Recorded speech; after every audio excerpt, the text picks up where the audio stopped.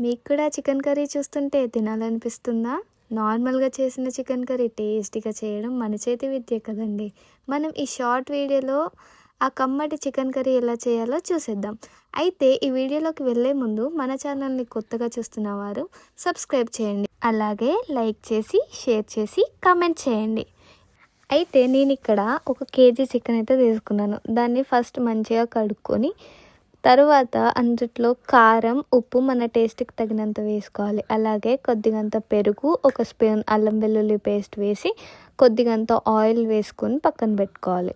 ఈలోగా మనం ఒక 4 ఆనియన్స్‌ని తీసి వాటిని మిక్సీకి పెట్టి ఆ పేస్ట్‌ని ఇందులో వేసి కలుపుకోవాలి.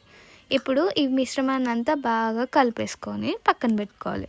తర్వాత ఒక ప్యాన్ పెట్టుకొని దాంట్లో ఒక 2 టేబుల్ స్పూన్స్ ఆఫ్ ఆయిల్ వేసి కొన్ని ఆనియన్స్ని మళ్ళీ స్లైసెస్గా కట్ చేసుకొని వేసి వాటిని బాగా వేయించుకోవాలి.